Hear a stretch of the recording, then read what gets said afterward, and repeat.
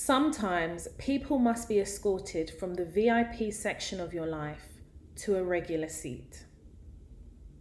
By Kimberly Jones Potier. Hey everybody, welcome to the Toy Talks podcast. Thank you for clicking and listening to me, Toy Washington, as I deliver to you season 2, episode 1 of the Toy Talks podcast. Sorry if I sound a little bit tired, because I feel tired with everything that's happening in the news with the coronavirus. You know, I'm not falling for this, we've just found out about this because it's all over the media. I really do think that the UK government knew about this months ago, and they'll tell you not to stockpile. And whilst I can understand why they don't want to incite panic amongst its citizens, I found myself in Costco, because I've got a Costco card. And I believe that what I was doing in Costco was not stockpiling, because the concept of Costco is that it's a cash and carry. So I was cashing in and carrying goods to my car. So I spent most of yesterday evening transferring all the stuff from my car into the flat. So I am completely exhausted. And anyone that follows me on Snapchat knows that I love Costco. Like, I find it quite therapeutic, if I'm being completely honest. And sometimes I just walk in there and go into the different aisles and see what they have. And can I just put you onto something? The watermelons in Costco, when they're in season, are dope. Marigold put me onto it. It is amazing, and I love a watermelon. I love watermelon and cantaloupe, and both are beautiful from Costco when they're in season. Anyway, enough of that, but I just wanted to explain, if you could hear the tiredness and huskiness of my voice. I wasn't planning on doing this episode first, but as God may have it, whenever I'm looking either for inspiration or I've got a load of ideas and I need to organize my ideas for the podcast, I always ask God, what should I do? And I'm a very spiritual person. I was brought up in a Christian household. I believe that my relationship with God is a private relationship. It is a journey. And I'm a very spiritual person. And I definitely believe in every aspect of my life where I've put God first and listened to the spirits around me, it's always led me to the right path. And today was like no other. But the difference is I wasn't really inspired today. I was quite tired, and I'm quite overwhelmed with a lot of things that I have to do. And my to-do list is one side of an A4, and where to start, I don't know. So I was just, I guess contemplating all the things I have to do, knowing that I need to record, I need to start the season 2. And it's a conversation and conversations I've had over the last few days that gave me this topic. So I've named this topic Walking in the Wilderness. And it's a topic that's very dear to my heart. All the topics I cover in the podcast are dear to my heart, but walking in the wilderness is particularly dear to my heart because I think for a lot of us, no matter our age, there are crossroads that we reach in our life and in our career, and it brings about the feeling often of despair, and you feel a level of pressure because maybe your peers, your friends, or people around you seemingly have got their lives together, and you don't feel that way. And the pressure of expectation, or not feeling like you should be somewhere, or that you should be thinking certain things, or you should be at a certain career, can weigh quite heavily. And I definitely know that in my career I have felt that. And I wanted to take it a step back a bit. When we talk about support, what does that mean? What does support mean to you? Now, let me pause. In 2018, I had my first Toy Talks event. It was a Toy Talks Live. It was amazing. And it was off the back of doing my Snapchat, my daily Snapchat, chartering my life and my career, and being really frank and honest about my experiences. And I watched the numbers grow, and a lot of interaction with my Snapchat followers. I asked the question, should I do a Toy Talks Live? I did a Toy Talks Live, and it sold out 2 weeks before the event.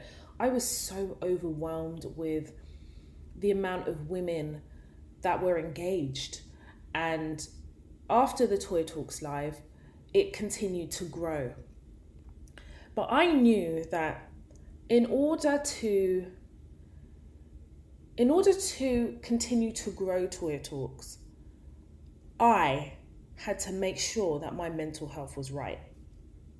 Because there were so many things that I'd seemingly dealt with. There's so many ajar doors, so many things I felt like I needed to deal with before I could fully throw myself into Toya Talk. So I went into therapy. And therapy was really, really difficult for me because I had to be vulnerable with somebody I didn't know, and I had to trust them with my vulnerability, trust them not to judge me, trust them with my truth, trust myself to be truthful, trust myself to be honest with my truth, and trust myself to be able to deal with whatever comes out of therapy. And it was a lot.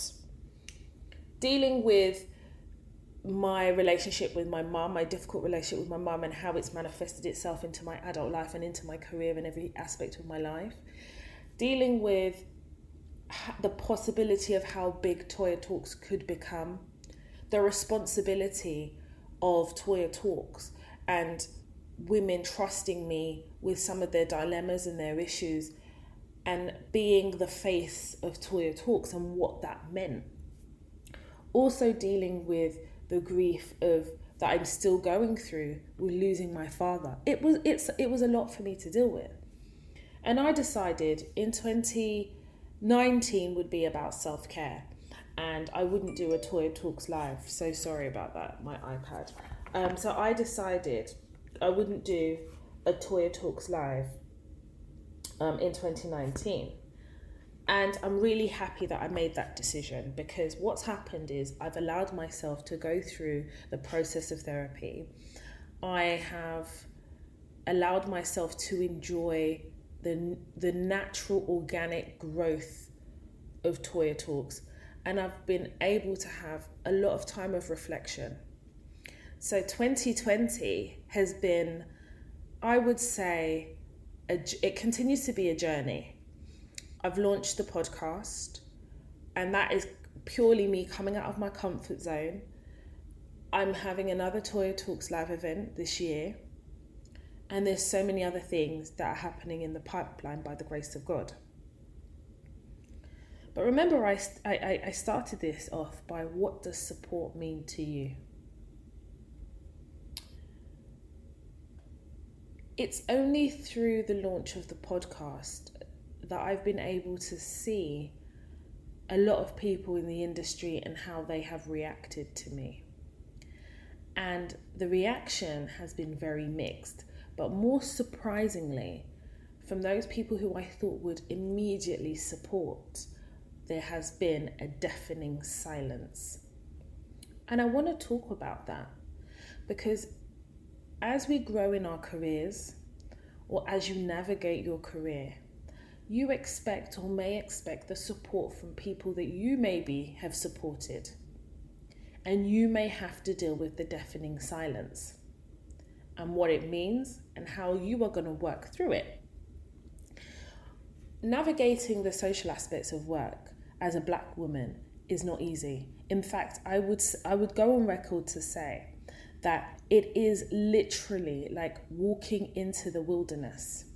And what I hope Toya Talks does is shines a light in that wilderness. Those gems that I share, my experiences, all the aspects that I bring to Toya Talks to ensure that you have a clear perspective of how to navigate the world of work, I hope that Toya Talks brings you that light in the wilderness called work. So with the podcast, it was a really difficult decision for me to decide to do it, because in going through therapy, I had to deal with the fact that I do find it difficult to open up fully. Like, I can open up surface level, and the fact that I am overprotective often of myself. But in doing Toya Talks, it's meant that I've had to really show a lot of my vulnerability and trust that no matter what the reaction is, it's the right thing to do for me. And what I've found is being my authentic self, being vulnerable, being open and honest, it's allowed me to not only grow as a person, but really giving me the opportunity to reach out to women all over the world through my podcast. The power of social media is very real. I remember in a role that I was working at, and there was an intern. He was doing a paid internship, and it was his first role from university. So he had gone and done his degree, and straight after his degree he went to do his master's. After his master's, he found it difficult to find a job and managed to land an internship in the organisation I was working at. And I got on really well with the intern. He was a lot younger than me, and he was a black man. So obviously, as black women, we're really protective over our black men. And he just reminded me of my brothers, you know. So I made sure I kept an eye out on him, and I found out that he was Nigerian and coincidentally Igbo, and therefore from the same tribe as me. In any case, you know, he would share certain concerns about the role and things like that. But one day, I hadn't spoken to him for a couple of days in that week. And something just told me, go and check on Michael. So I went to check in on Michael, and he was Toya, come and go to lunch. I was like, of course, let's go to lunch. So we went to lunch, and he started to open up to me. And he said, you know, Toya, I've worked really hard to be where I am. Like, I've gone through education. My master's was so difficult, but I stuck at it. Even though certain people had dropped out, even from degree level, I continued. And yet, I'm still living at home, and my parents are just so difficult to deal with. And, you know, ever since I started this internship, you know, all the people that we were studying together, I thought we were friends. You know, I've known them for years now through, you know, the education system. You know, ever since I've got this role, it's like they don't want to know me anymore. You know, suddenly there's silence in the WhatsApp group chats. Or if, you know, I say, let's all meet up, I get the sarcastic responses of, oh yeah, you want to meet up, you're the only one that's working, we don't have the money to eat where you want to eat. And he was really unburdening himself, and I sat there and I listened, because in that in the moments he was talking to me, I felt like all he needed was a listening ear. And when he finished speaking, I said to him, are you okay? And he says, no, I'm not, Toya. And then he said, what would you do in my situation? Because my home life is made difficult because my mum now thinks I'm working and earning like all this money, but I'm not earning that much. I'm earning enough to pay for my travel, pay for my food, you know, maybe save a little bit of money, but it's not that much money. It's my first job, my first real like office job. You know, I had other roles in retail, which were, you know, it was good for me. It was pocket money, but this is my first job that relates to kind of what I'm studying. And therefore, you know, I'm not going to be at a high pay scale, but how do you explain that to an African parent? And I said to him, African parents are never satisfied. That's part of their job role. You know, I said to him, you know, I bet when you were graduating, your parents took front stage. They were happy, they were screaming, they were ecstatic. He said, yes. I said, and then since then, it's probably been, when are you going to get a job? When are you going to get a job? And probably you're becoming a bum. And it's probably 3 months since you graduated. He said, that's exactly it. I said, you've got to know that our parents, that generation came here and it was survival for them. They made sure that they gave us access to the education they didn't have. They don't understand that everything is a process. They want everything now, and it doesn't work like that. You have just got to be clear about what you want to do in your career, and you've got to be clear that the pressure that they're putting on you is not necessarily a reflection of you. It actually speaks more about them. You know, some of our parents are ignorant to a lot of the stresses as a black man that you are now having to navigate at work. So you're not just coming to work to earn money. You're also coming in and navigating work. And you also are a black man navigating work. And that, you know, has its own dynamics in the workplace. But parents don't really think like that. And he said, Toya, it's becoming unbearable. I didn't feel like I was in a position to tell him what to do. But I said to him, you need to focus on what you can get out of this current role. This role here is not a career defining role, okay? This is more of a stepping stone role. And he agreed. I said, get everything you can possibly get out of this role. And then your next role has to be a level up. And with a level up comes more money. And he said, yes, that's what he's going to do. He says, it's difficult, with an African family, especially when you're the oldest. And obviously I could identify because I'm the oldest, so I get it. And he said, but, in those moments where my mum is basically ridiculing me or basically telling me I'm not enough.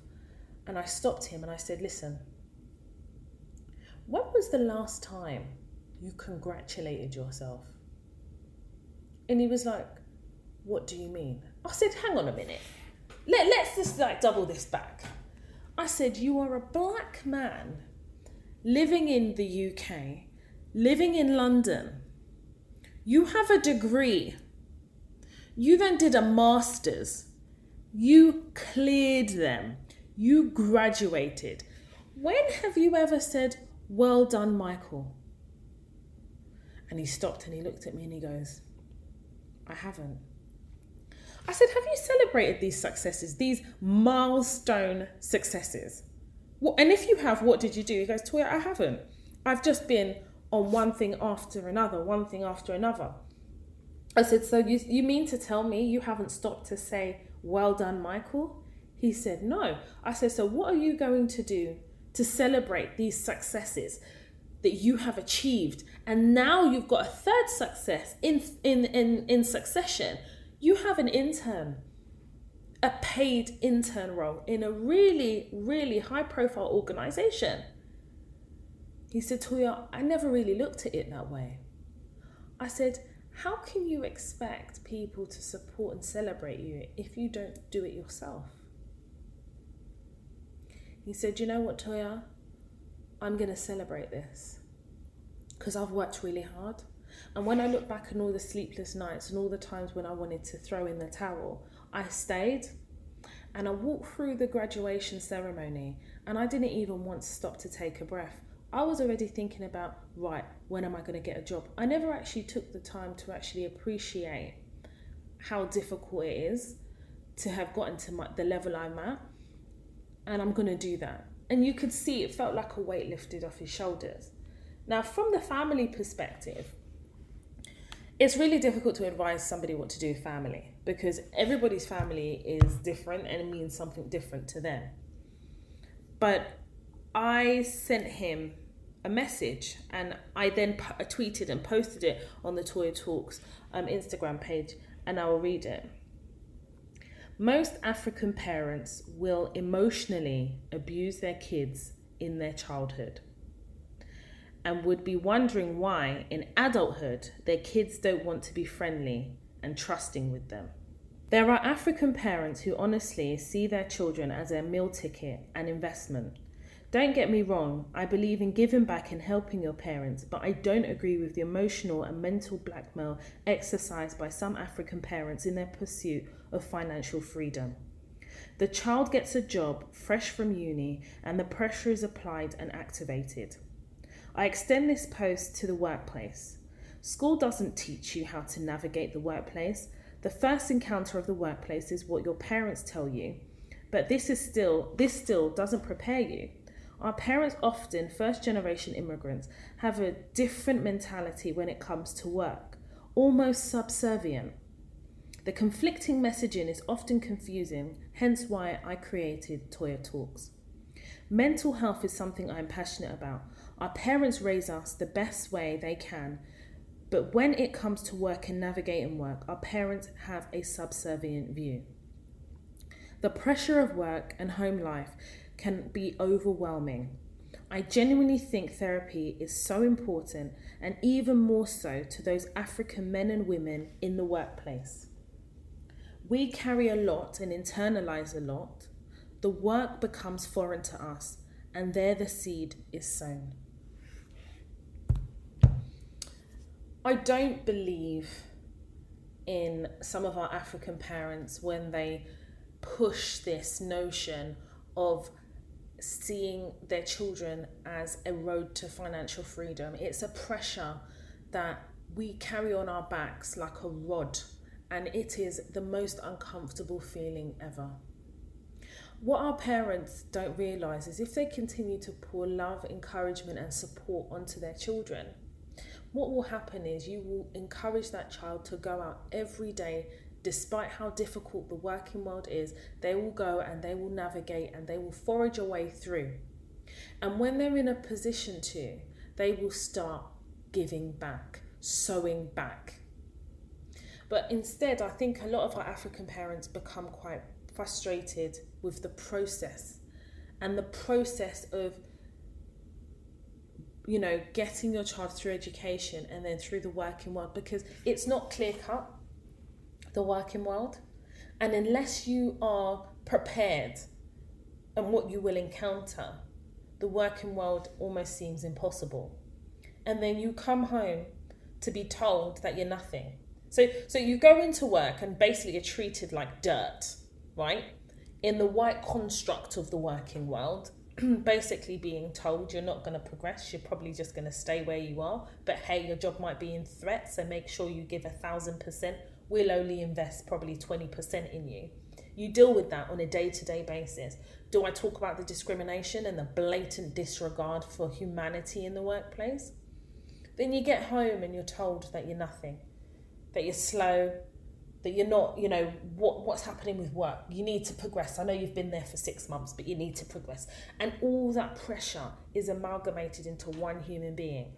And then still the parents expect financial freedom. It is absolutely mad. There comes a point where, and I have found that through therapy, where you have to set boundaries. Now, I'm not going to sit here and lie. It's easier to set boundaries when you're not living at home. Now, the way society is, they've made it so hard for our first-time buyers to buy property, and I know it. But setting boundaries is so important. And I'm going to say something a little bit controversial here. We have to set boundaries with our parents. Yes, I said it. You have to set boundaries. But setting boundaries has been probably like a new lifeline for me. And we talk about workplace boundaries. If you can't set boundaries in your personal life, how do you think you're going to set boundaries in your working life? It's near impossible. It's easier to set boundaries in your personal life because these people are personal to you. It's easier to set those boundaries because you know with the people that you're dealing with, in your family, you know them. You're a part of this family. It's important to set boundaries in the workplace, but it's more important to set boundaries at home. How do you set those boundaries? Well, I'm quite happy to share that maybe in another episode, but it's something for you to think about. Setting boundaries. Part of setting boundaries is setting expectation. I'm going to set the expectation for you, Mum. This new role that I have, fresh out of uni, I'm going to be here for 12 months. These are my objectives. When these objectives have been achieved, this is my next step, or this is what I'm going to be thinking about. Setting boundaries. Setting boundaries isn't then getting that first role, and then your first month's paycheck or your first 2 months' paycheck, you then decide to buy your mum a Louis Vuitton bag. Because let me tell you something, that is all very nice. It's all coming from the heart. In fact, it's a beautiful gift, but don't set yourself up, because that could be the prelude of all the expectations that precede it. Believe me. I always say it's important to grow with your family, and it's important to, when your family have made a load of sacrifices, there's a guilt you feel that as soon as you make it, as soon as you achieve certain things, you're going to make sure you give your family the life that they deserve because of all that they sacrifice for you. But you've got to be in that position to do that first. And that usually doesn't come with the first job. It probably won't come with the second, and it definitely won't come with the third. It will probably come after the third or fourth role, because then your experience is growing in the workplace. You're probably getting more meatier roles that demand more money, and you're growing at a steady pace. But often our African parents, our West Indian parents, or just our parents from whatever background want it now. They are unwilling to go through the journey or take the time to go through the journey. And it could just be from a point of frustration, a point of frustration because they've had to go through it and they've given their child everything. Therefore, it should be easier for their child. But what they don't realise, it's not easier for us. The dynamic of the workplace just changes and we have to then figure out how to navigate it. Boundaries are important to set within your home. And sometimes you've got to set boundaries within yourself. I have a very giving nature. I'm a very kind person. I know myself, so I can say this from a position of knowledge. I know I'm that person. But I have given and given and given and given and given, and it has never been enough. And that's friends as well. So you can imagine now when there has been maybe difficult times or, challenging times, people still expect you to give. And my question at the start of this episode is, what does support mean to you? Do you remember that's how I started? The second part of Michael's issues were with his friends, and I completely understood where he was coming from. You all work hard, a lot of his people that he started off the degree with didn't probably finish or change courses, and then he went and did his masters, and now he's got an internship, and suddenly he's being treated in a way that he doesn't expect. He expected support from his friends because he's given it. Well, he had a wake-up call, and I said to him, Michael, as you grow in the career ladder, in your career, and as you grow as a person, not everybody can come on your journey because not everybody will understand your journey. Some people want you to be happy, but just not happier than them. It's a sad reality, but it's true. He said, you know what, Toya, I need to focus on my career. I need to focus on myself, and I need to focus on developing my relationship with my parents now that I'm now in the working world. And him and I still talk, things are still difficult at home, but I think that he is now managing it in a different way. And whilst he's living at home, he's still setting his boundaries, but more importantly, he's celebrating his achievements. So remember, I was talking about my podcast and I was saying to you that there has been a deafening silence.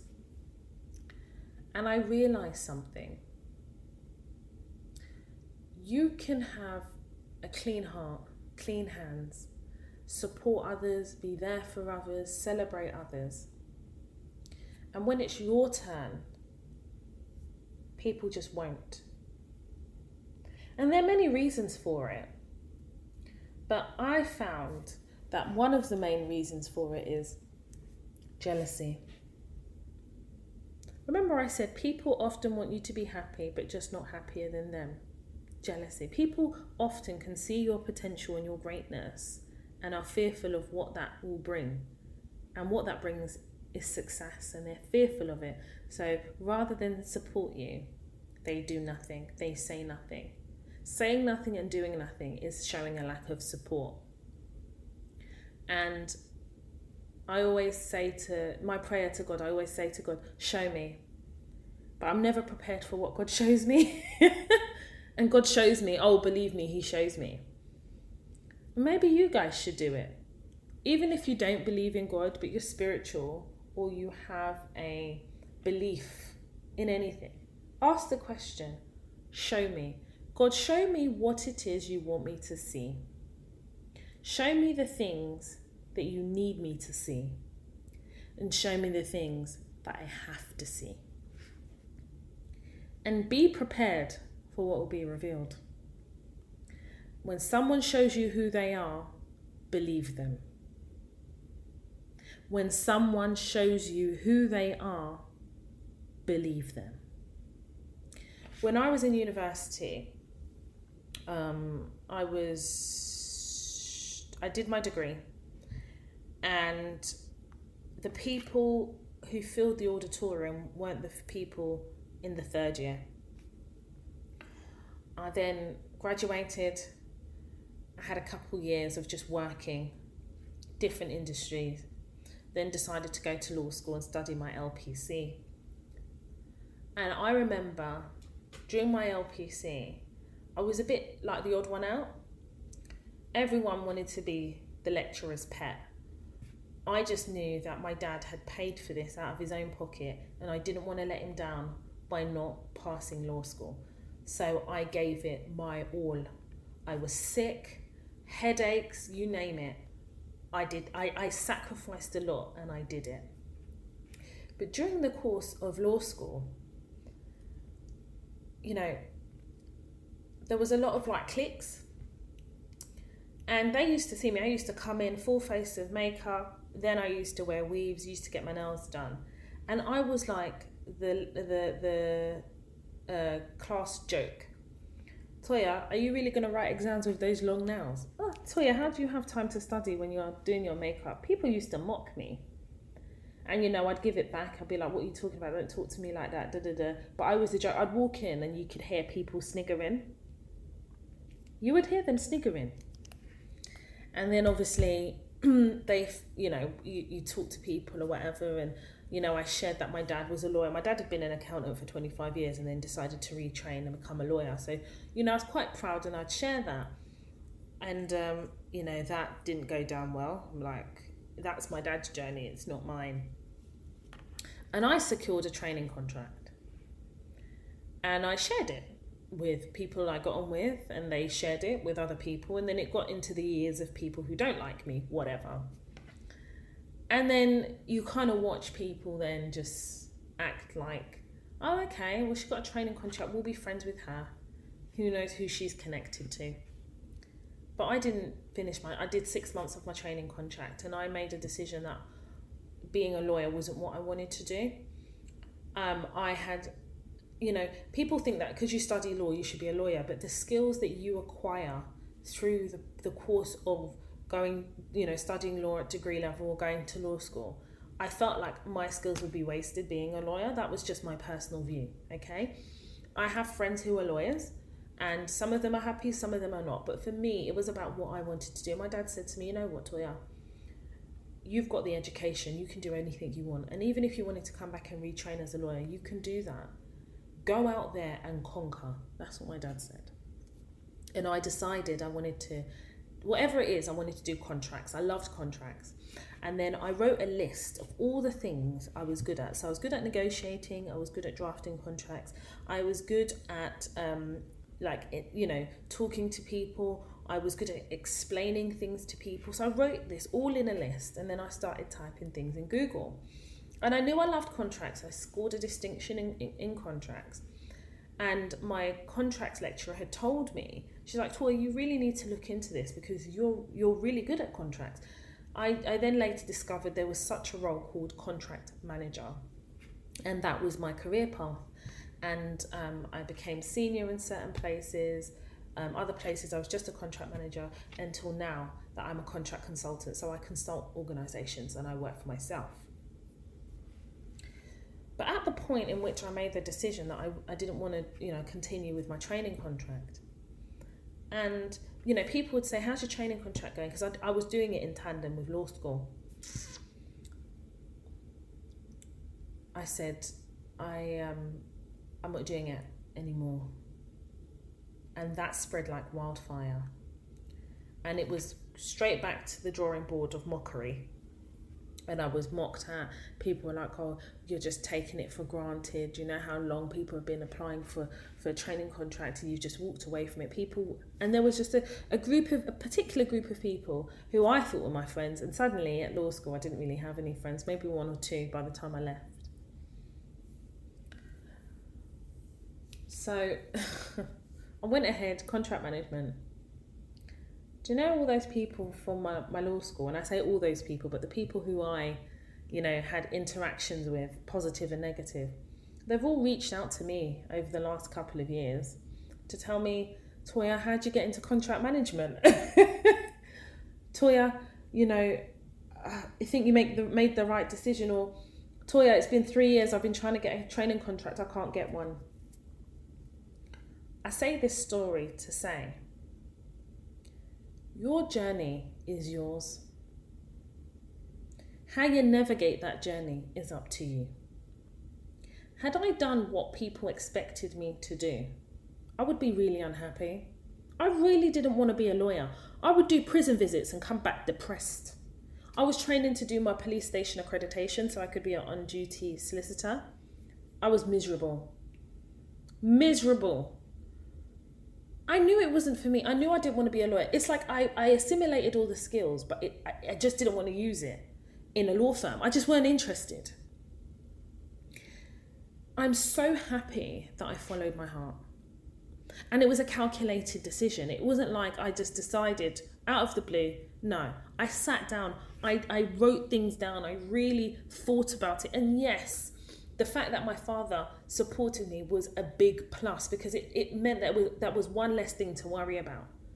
But the moral of the story is that you have to be confident in yourself.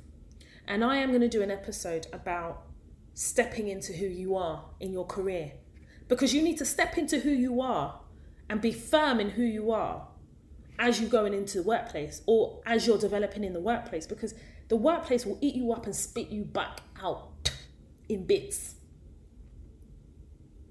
So doing what I do for a living hasn't been beans. It's not a joke. It hasn't been easy for me.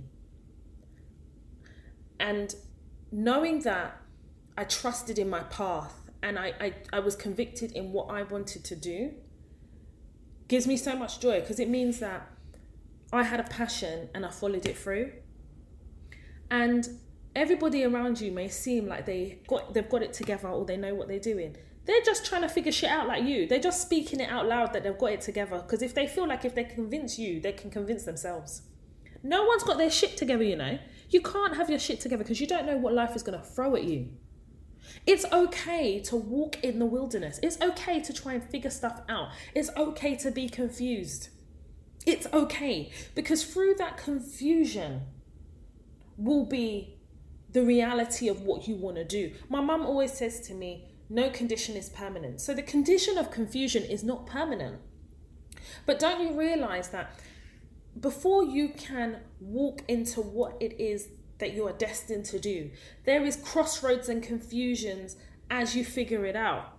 Because once your path is clear to you, you'll appreciate it and you'll know that that's a path. Because of everything you would have been through would take you to that point. You'll appreciate it when you see it. And you'll know when you see it because you know what the wilderness looks like. Does that make sense?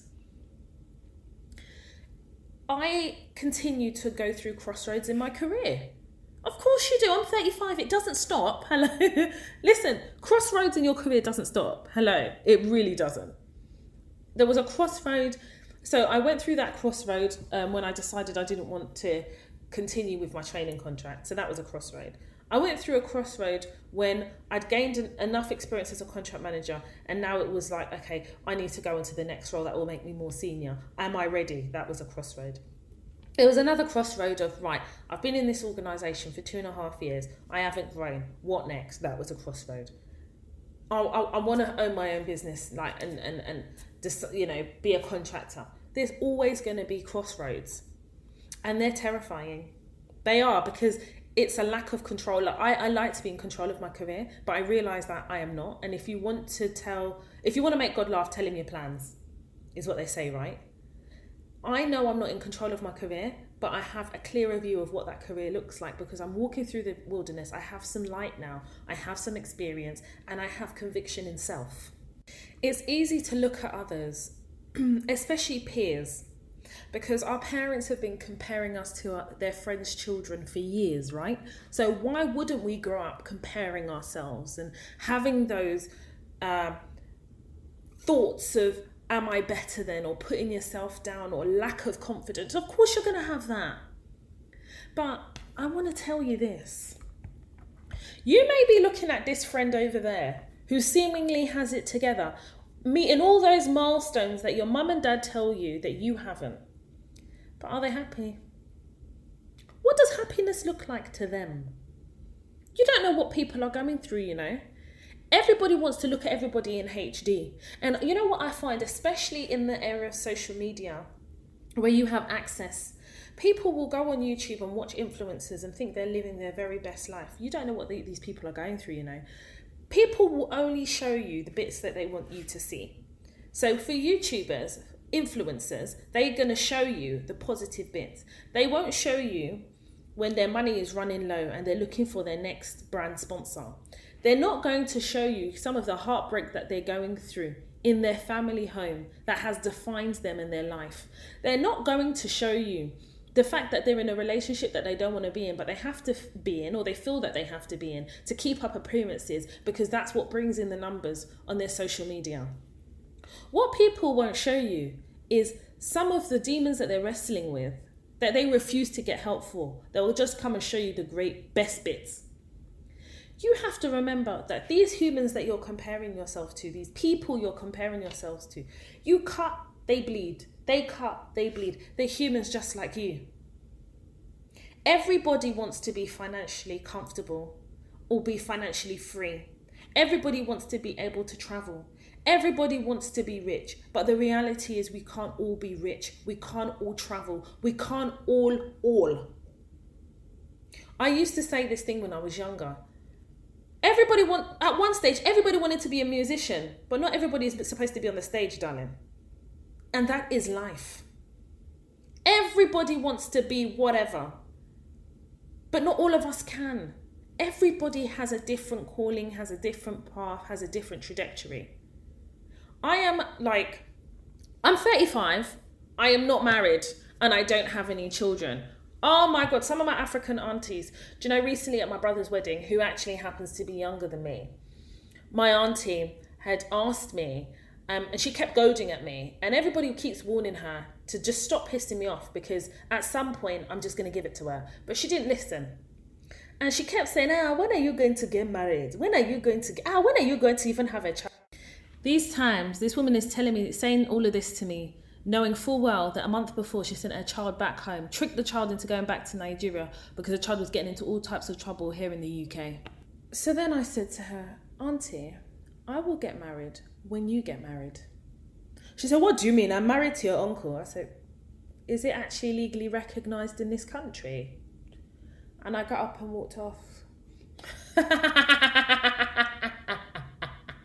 Yes, I said it. Listen, as a black woman, a Nigerian black woman, do you know how much pressure is placed upon me? Do you know how much ridicule that I've come up against because I haven't ticked the criteria of what I should be doing at my age? They can all fuck off. Because these one that is begging me to get married, are you going to contribute financially to my wedding? No, you're just going to come there to collect jollof rice and come there with a cooler to come and collect all the food that you can so you can take back to your house. Are you going to now babysit my child when I give birth? Are you even going to be there when delivering the child? Everybody has an expectation of everybody. But when they look into their own lives, have they met the expectations for themselves? Have they even been there to meet their own expectations? And the answer is no. No. I know my auntie told my mum, so I'm waiting for her to cuss me out. But do you know what? It had the desired effect. It's not nice. It's not nice when people put their own insecurities onto you. People can paint a perfect picture. But when you look closer to the canvas, you can see that the lines are not straight, that the picture's not perfect. And you know what? It's okay to be imperfect. It's okay to have crossroads. It's okay to not know. And as you continue to wake up and every morning, leave the house, leave the bed, as you continue to engage in life, you've made a choice to get to know what that path is for you. You've made that decision to continue to learn about yourself. And you've made that decision that even if you're walking into the wilderness of the unknown, at some point you trust that the debris will clear and the light will shine and you can walk in your truth and walk in your purpose. Everybody born in this world has a purpose. Now, knowing what that purpose is where you are walking through that wilderness, but you will see and know that purpose. Just commit to the process of learning that purpose. Once you know what that purpose is, growing in that purpose. As always, I hope that you have taken something away from this episode. More importantly, I hope that you understand that no one's perfect, life isn't perfect, career is not perfect. And as we continue to grow and as you continue to navigate the social aspects of work as a Black woman, you do so with the support of me, Toya Washington. Everything I do in this podcast is for you. I always say to everybody, Black women, I love. My podcast, my audience, this podcast is for Black women. Then it's for all women. Because we are tired of not being picked first. So I pick Black women first. Thank you so much for listening to this episode of the Toya Talks podcast, Walking in the Wilderness. You guys know I've got a live event coming up. If you don't know, and this is your first time hearing it, then that means that you're not following me on my social media platforms. So we have a Toya Talks live event. It's my second one. It's called Toya Talks Live 2.0, and that will be on the 11th of July 2020. It's a Saturday. The tickets for this event go live on the 28th of March 2020. However, because Toya Talks was born from Snapchat, I've decided to release some early bird tickets, and that announcement will go on my Snapchat, but I'm also announcing it here for anybody who follows me on Snap, or if you don't follow me on Snap, go and follow me on Snap. The early bird tickets will be released on the 27th of March 2020, and that will be like, I don't know, maybe 50 tickets, early bird tickets, and then you'll have the main release on the 28th, which is the next day. If you don't follow me on Snapchat, go ahead and follow me on Snapchat. That's where the announcements are made first before it cascades to my other social media platforms. So my Snapchat handle is Toya Washington. My Twitter handle is Toya_W, #Toya Talks. My Instagram page is Toya_Washington. The Toya Talks podcast Instagram page is Toya_Talks. Make sure you follow me on my social media platforms. That's where all the announcements are made. Thank you so much for joining me for this episode of the Toya Talks podcast. My name is Toya Washington, and you have been listening to the Toya Talks podcast.